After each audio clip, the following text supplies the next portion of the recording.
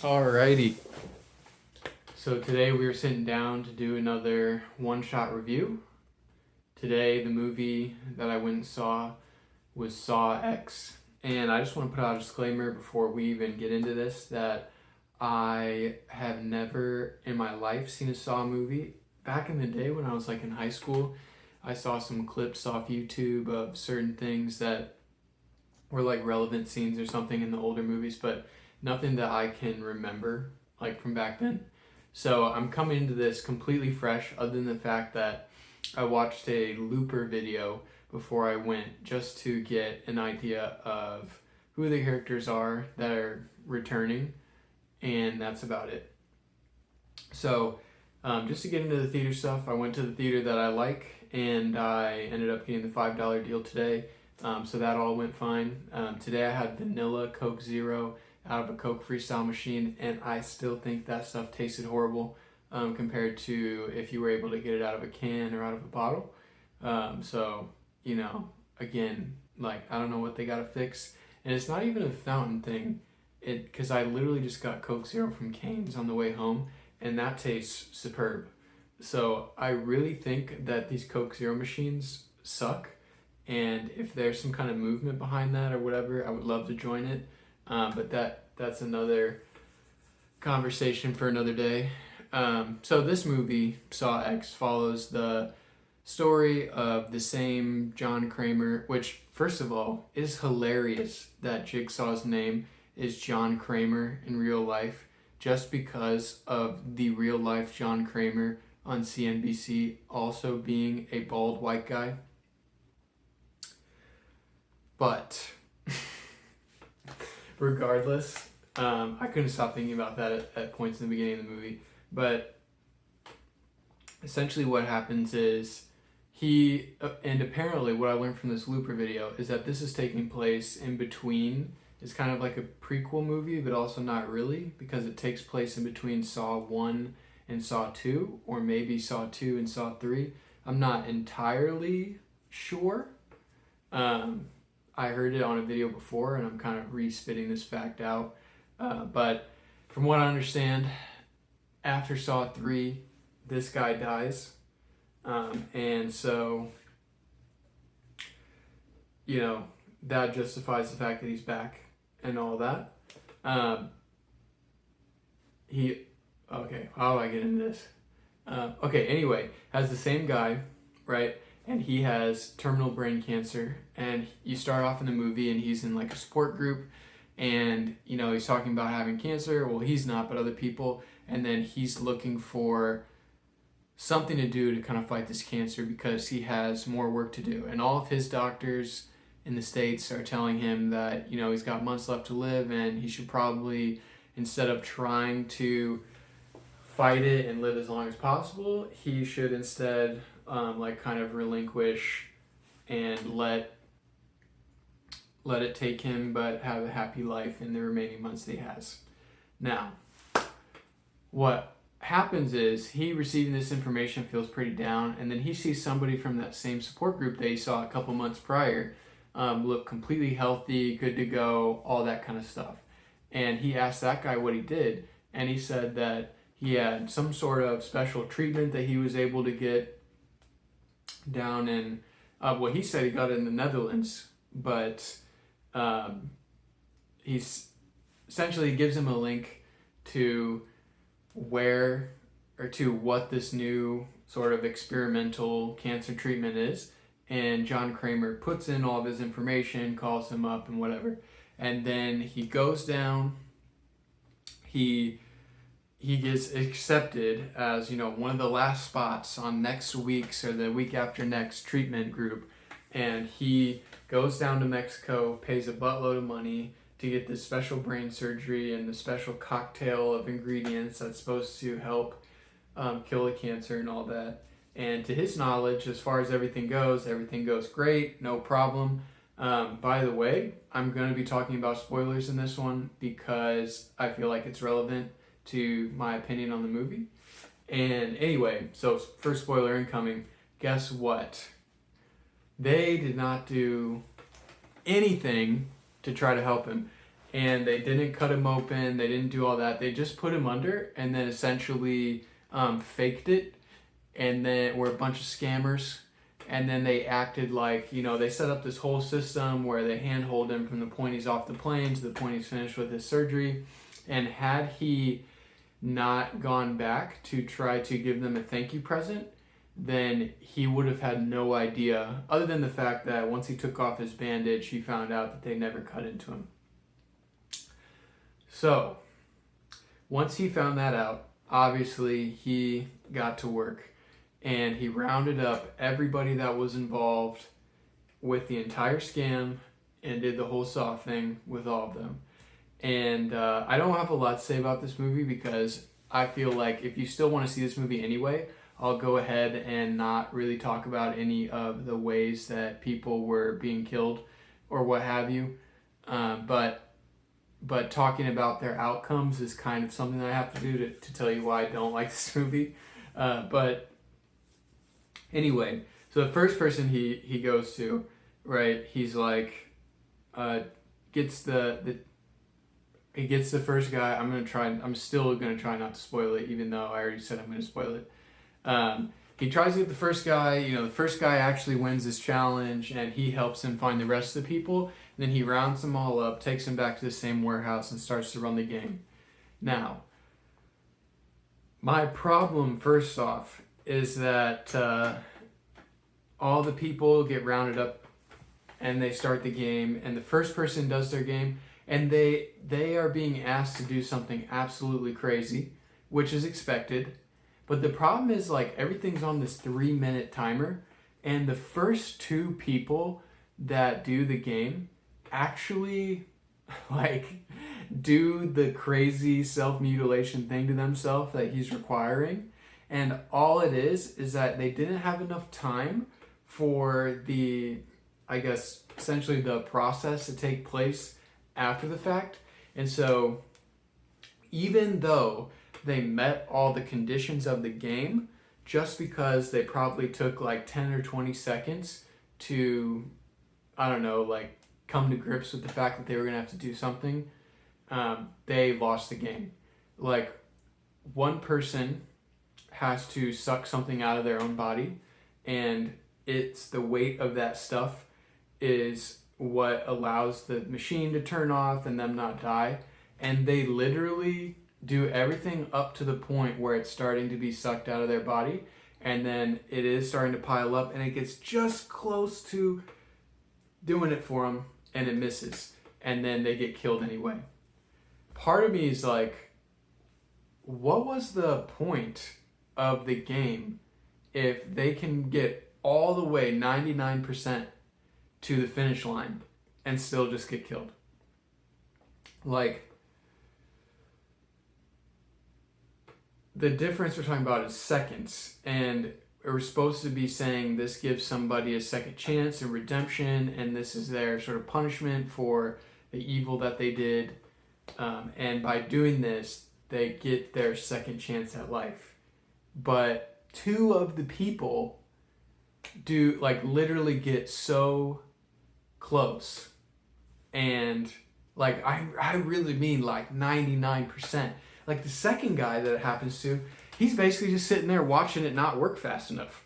Like, he literally did what he was supposed to do, and he's just not good enough because it didn't happen within 3 minutes. He probably missed it by like 10 seconds. So I didn't really like that. I thought that just didn't feel like there was justice being served, because it's like, well, what? These guys scammed you, but even if we're going to say that the self-mutilation portion of it is a righteous sort of justice path, it's like, my dude, they did the thing. Cut them loose. But because everything's controlled by some sort of automation, it doesn't work because they didn't do it fast enough or whatever. But it's like, just the way that I guess it was directed, it didn't seem like they really had all that much time left to spare anyway. Like, the amount of time that they spent kind of mucking about didn't really make a big difference in the end. So it's just kind of like, I think that I would have rather they had found some way that they either resisted or they chose not to do it, or they were being kind of slow about it and they weren't being determinate about getting the thing done, and like maybe they only get halfway done and then they die or whatever. But with both people to literally make it like to the point where they're just watching the scale to see if they did it enough or they did it quick enough and then them die, it just like, if you guys end up seeing it, like you'll understand what I mean. It just like the things that they had to do to get them to the point where they were watching that thing tick and then for them not to get to go, it just doesn't make any sense in my mind. That's not justice. That's just like he was literally just like they needed to die. You know what I mean? So that's my first problem with the movie. My next problem with the movie is that there's this weird dynamic where one of the people that they are doing this to, for some reason they are more emotionally like partial to them because they're a drug addict, but in reality, and because I guess they were nice, or maybe because they looked like a young cute person or something. Like I'm trying to think of reasons, even ones that are not necessarily ones that I think are okay, reasons like as to why this person got preferential treatment, but they did. Not only in the fact that like they stood here and they were like, well, oh, man, you know, she did it because of drugs though, so we know that, you know, maybe she wouldn't have done it if she wasn't addicted. And he's like, yeah, well, she did it on her own free will. But before that even, she's like, no, please just let me go, please just let me go. And he's like, I really want to believe you that you had no other choice but to help them with this, but, you know, we'll see. And it's like, why do you care about this person anymore? Like, she literally was just as much a part of the scam as anybody else. And just because she gifted you a bottle of tequila before your fake surgery, she gets preferential treatment. It doesn't really make any sense, especially when maybe the tequila is literally a part of the gag. So it just doesn't make any sense. Now, then on top of that, you're like, what preferential treatment does she get? Everybody else has to do like the most ridiculous, effed up self-mutilation ever. This person instead, and I'm going to spoil the whole thing, basically the ticking time bomb that they have is a very intense thing, so I'll give it that.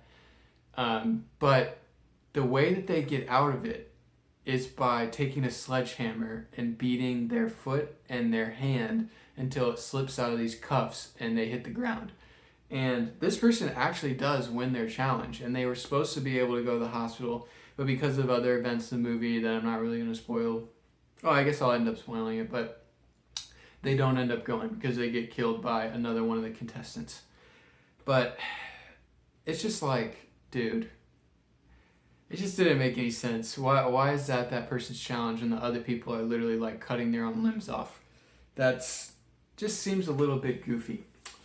And then another thing that is annoying is that they have this whole thing where it's like they knew that this one guy that came later on was actually a part of the bad guys, but they acted like he wasn't until the very last second, and they even let him like, you know, take them hostage and lock them up and all that, and it could have all just been completely avoided, let alone the fact that like when they captured this guy, they took all the gunpowder out of its bullets. So the entire time that they're being threatened by a gun, they literally are not, there's no threat. But we don't find out about that till later. But still, it's like, if they're supposed to be this big mastermind, then what's going on? And then on top of that, so the part that I'm going to talk about that's kind of the thing is like basically that guy is a part of the bad guy team, and he holds them at gunpoint to force them into the shackles, them being John Kramer and Amanda, his accomplice. And what I don't understand is that it gets to the point where Kramer and somebody else are literally going through the exact punishment that he had set forth. But then later on, they, when the two people think they've won and they're like, let's go get the money and get out of here, they grab the bag and it's like, uh-oh, never mind, Uno reverse. I knew you were going to do this the whole time. And by the way, here's the trap to kill you now. And it was just like, dude, if you knew that you had all that set up, like, why did you let the events that led to them doing that happen? And what I mean by why did you let it happen is that an unforeseen consequence of the situation is that the doctor lady that was originally locked up but then gets freed and starts to be like, oh, now we're going to kill you guys and we're going to leave and we're going to get away with it. She comes up with the sadistic idea because she can hear this little kid playing soccer outside the warehouse, that she's going to bring in this little kid that he had helped fix his bike earlier on in the movie in and make Kramer kill him as a part of the game, so that, well, the same game that he's tied up to, Kramer's tied up to, so that he is responsible for the death of this young child. And the game that we're talking about is their blood waterboarding each other with the pull of this lever. And if they know that the gun has no gunpowder, and that the two of them are in cahoots the entire time, and that there's no threat from the gun, then why do they let the kid get put into the game and get waterboarded for essentially no reason? And then secondly, why did the people who made this movie think that it would be tenable or appropriate to loop in this kid as some sadistic part of the movie? I just don't get that. I mean, like, I know that I maybe don't have the best stomach for horror movies, but it's like, to be honest, after watching many seasons of Night Watch, which is like that EMS show, the body mutilation that happens in this movie doesn't really bother me because it's like I've seen real life footage of that kind of stuff now, and it's just like, okay, like I'm kind of desensitized to it. It's not making me sick, but just like, what the hell does putting a kid through this do for this movie other than make me be like, why did they do that? And then, kind of the final thing that I thought was really stupid about this movie is that the final challenge between the two people that tried to turn the tables on them involves gas filling this room, and like only one person can survive because there's only one hole to breathe in. So, essentially the two of them have to kill one of each other to be able to be the one that survives. And I get the sentiment that the guy honors his game and he honors his rules and all that, and maybe the doctor who ends up surviving in the end will be so emotionally and physically and whatever scarred that she still learns her lesson as a part of this. But to be honest, she already cemented herself as somebody that was pretty demented and self-serving, so what would she care about like this other dude that she just screws over in the end? And like, what does she learn by getting to survive? And she's the mastermind of the whole thing. Everybody else gets to die, but all of a sudden she's the one that makes it out alive. That just doesn't really make any sense to me. And more so, if the challenge had been something that she could have control of herself, similar to the other contestants, where they had to do a great harm to themselves, but that was the exchange for being able to keep going, then why is the final challenge her killing somebody? Like, she was more than willing to kill somebody else. So what does that change about her morality? It doesn't make any sense. And then on top of that, she mentions that she knows who he is, like the Jigsaw Killer. Maybe he's like famous in this universe, and because I haven't watched any of them, I don't know that. But it's just like a whole can of worms, right? So I don't want to talk about this movie much longer. I think that I'm kind of wasting my time doing so. But those are all the things that I thought were just absolutely ridiculous. Let alone, there's things about the way that they filmed the movie that I wasn't too big of a fan of. They used a lot of like shots where they took the camera and it was like to like take a little bit of the jarring effect off of what was happening. But I'm like, dude, if the whole point of this movie is the body horror, then like why are we masking it with this stuff? Like, why not just leave it the way it is and let that be unsettling? So I know it's kind of weird me saying that after saying I'm not somebody that really watches horror movies like that, but maybe I'll like more of them. I guess after watching this, I am intrigued to watch the rest of the Saw franchise, whereas before I wasn't, just because if the first couple movies are actually done with a level of polish and consistency and none of this weird, plot stuff that happened in this movie, then they're actually probably pretty good and I might want to check them out.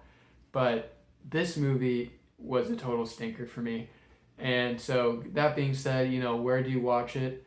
I think if you absolutely have to watch the newest Saw film, then you should wait to watch it on streaming or something that you already own so you can watch it for free. But if not, just totally skip this movie. Just totally skip it and let this review be the thing that stops you from watching it, because, you're going to find out that you don't get that same righteous feeling you might have felt to screw over these scammers, because it's just a bunch of hullabaloo, the whole thing, because of what I've said before.